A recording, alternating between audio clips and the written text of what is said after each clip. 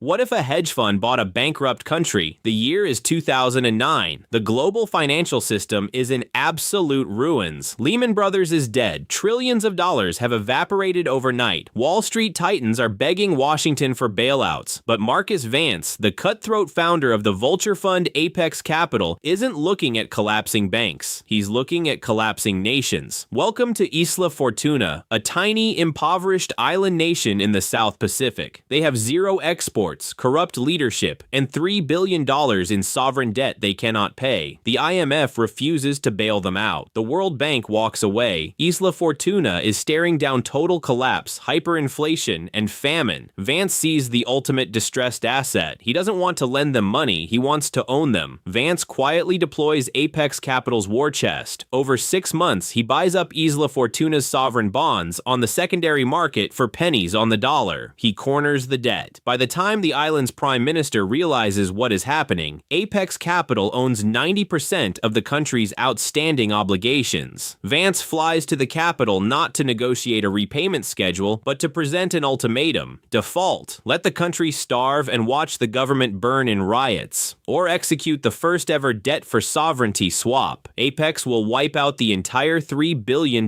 debt. In exchange, the government of Isla Fortuna will be dissolved. The island will be rechartered as a private corporation. Apex gets a 99-year lease on the island's legislative and economic rights.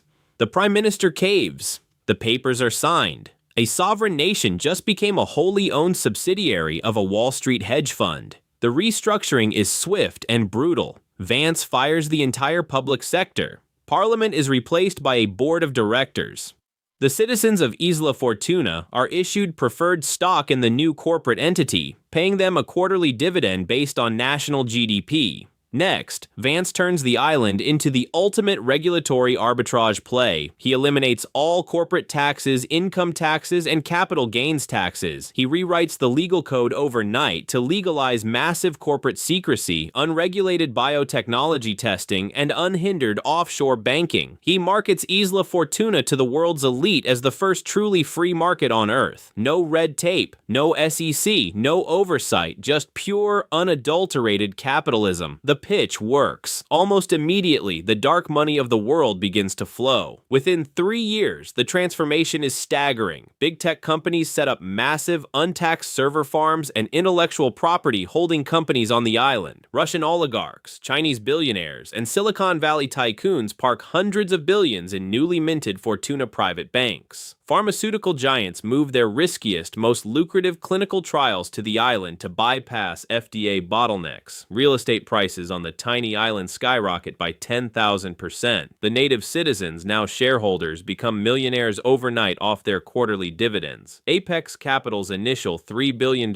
investment is now generating $50 billion a year in licensing fees, banking tariffs, and premium corporate registrations. Vance is hailed as a dark genius. He didn't just find a loophole, he bought the sovereign right to print his own loopholes. But Vance wants more. Sovereignty is the ultimate moat, and he plans to widen it. Apex Capital introduces Fortuna e-Residency. For $1 million, anyone in the world can buy digital citizenship, shielding their global assets from their home country's tax authorities. The program is wildly successful. Half of Wall Street and European nobility quietly buy in. Then comes the Fortuna Exchange, a totally unregulated dark pool stock market where hostile takeovers, insider trading, and shadow derivatives are perfectly legal. It becomes the financial Wild West, pulling trading volume away from New York and London. Fortuna becomes the black hole of global capital, sucking in wealth from every major economy. And that is exactly when the superpowers decide they have had enough.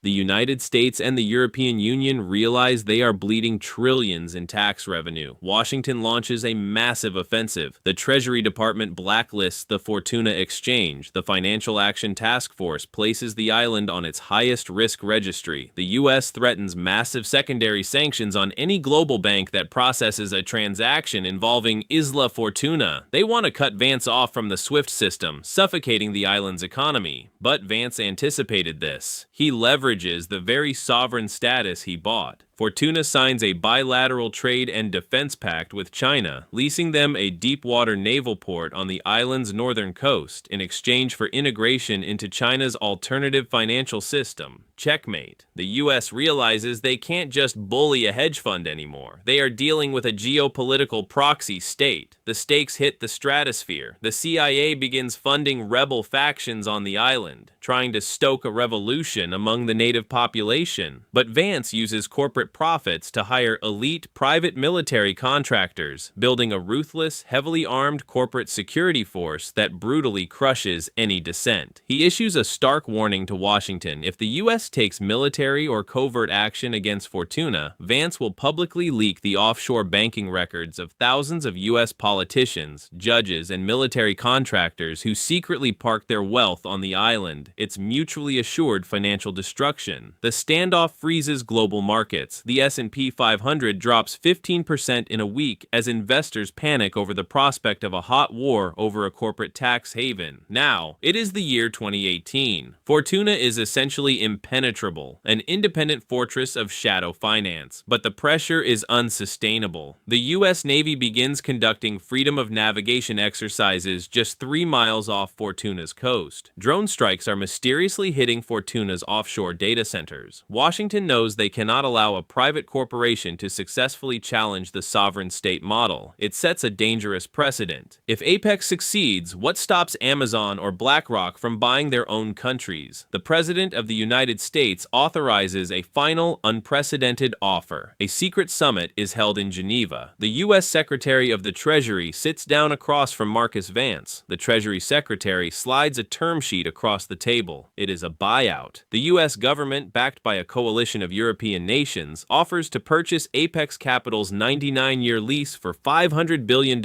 in tax-free, untraceable bearer bonds. $500 billion. It would make Vance the wealthiest man in human history by a massive margin. But there is a catch. Vance must dissolve the Fortuna government, hand sovereignty back to a U.S.-backed coalition, and permanently destroy the servers containing the offshore banking records. If he refuses, the U.S. will designate Apex Capital a terrorist organization, launch a total naval blockade of the island, and seize every asset Vance has globally. This is your billion-dollar decision. Do you take the $500 billion buyout? You secure absolute generational wealth, cash out the greatest trade in Wall Street history, and walk away clean before the U.S. military destroys everything you built. Or do you refuse the offer, take Fortuna public in a massive global IPO, arm your private military with hypersonic missiles bought from your new global allies, and go to absolute war with the United States to protect the ultimate free market empire? Make your choice. Imperio reveals your strategic mindset. Download the app, lock in your decision, and see if you survive the fallout.